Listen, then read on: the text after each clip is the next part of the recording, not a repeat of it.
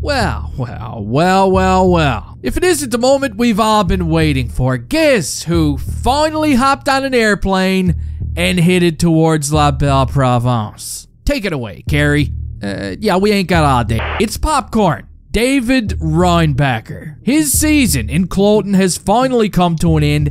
Everybody was waiting for an announcement, and just yesterday, we got one. Check it out. David Reinbacher has been assigned to Laval, which is obviously some pretty big news. Okay, we're finally going to get to see him play, maybe even as early as Friday against the Baby Saints. Of course, I don't know how you all feel about this, but I couldn't be more happy. Guys, Reinbacher's team, Cloton, was shit, okay? They were shit. It was getting to a point where I was going to go to Switzerland myself and get him. I even bought a kennel. But fortunately, we didn't have to go down that road. Reinbacher's here, and by God, he's here to stay. So here's a list, okay, of what we know so far and what you should expect. Number 1, there's like a 99% chance he's going to be starting his Laval career on the bottom pairing, okay? Let's not kid ourselves here. He's not getting ahead of Logan Mailloux, and at the very beginning, he's probably not going to get ahead of Justin Barron either. Laval's coaching staff is going to be very cautious. They're going to be taking baby steps because number 2,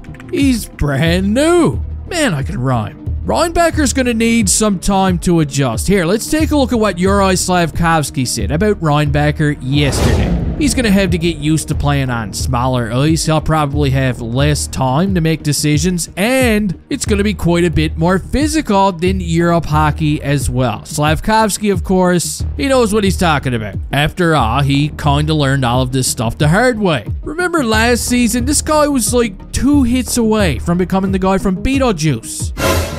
So yeah, he makes a good point.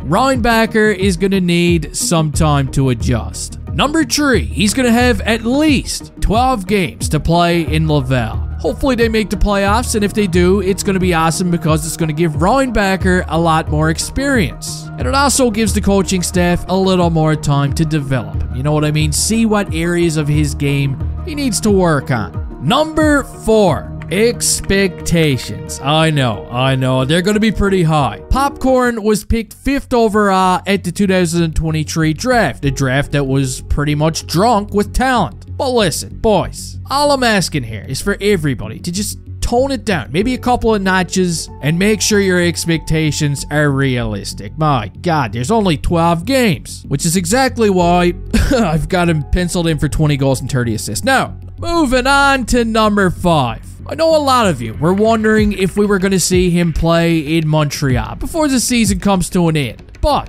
according to Kent Hughes himself, it ain't happening, okay? The plan right now is for David Reinbacher to spend the rest of his season in Laval. And in my opinion, which means absolutely nothing, I feel like it's a pretty good idea. I mean, let him marinate. You know what?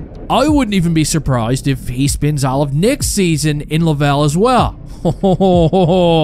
I bet now you're scratching your heads. One thing's for sure, there's going to be a lot of young, talented defensemen at training camp, and everybody's going to be challenging for a spot. I guess, of course, it is a good problem to have, but at some point, tough decisions are going to have to be made, and some of these guys are going to need new homes. It's going to be a sad day when I see Honda Civic on Auto Trader. No. But anyway, that does it for this video, guys. You can let me know your thoughts down in the comment section. What are you expecting to see from David Reinbacher? I want to hear all about it. Don't forget to give that like button a steel-toed kick in the balls before you leave here. And hey, I'll see you next time.